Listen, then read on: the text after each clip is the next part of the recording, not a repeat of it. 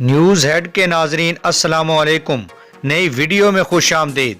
دوستو، آج کی جو خبر آپ سے شیئر کرنے جا رہے ہیں وہ انڈیا اور چین کے حوالے سے ہے۔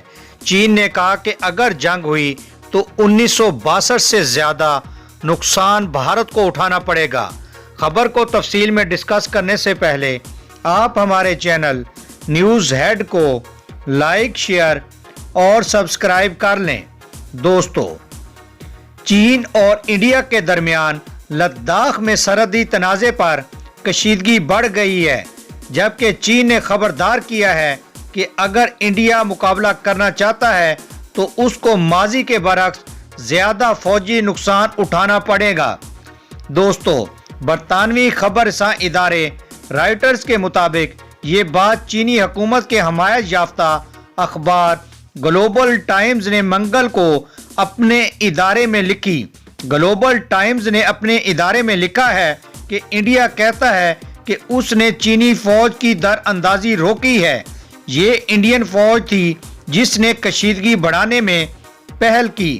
اخبار میں مزید لکھا گیا ہے کہ انڈیا کو طاقتور چین کا سامنا ہے اور نئی دہلی کو اس وہم و گمان میں نہیں رہنا چاہیے کہ اسے اس معاملے پر امریکہ کی حمایت ملے گی، لیکن اگر انڈیا مقابلہ کرنا چاہتا ہے تو چین کے پاس انڈیا کے مقابلے میں زیادہ وسائل اور صلاحیت موجود ہے۔ دوستو، اگر انڈیا فوجی کارروائی کرنا چاہتا ہے تو پیپلز لبریشن آرمی اس کو 1962 کی نسبت زیادہ شدید نقصان پہنچا سکتی ہے۔ دوسری جانب بھارتی میڈیا کی اطلاعات میں کہا گیا ہے کہ چین نے لائن آف ایکچوئل کنٹرول کے ساتھ لداخ میں 1000 مربع کلومیٹر سے زیادہ رقبے کا کنٹرول حاصل کر لیا ہے۔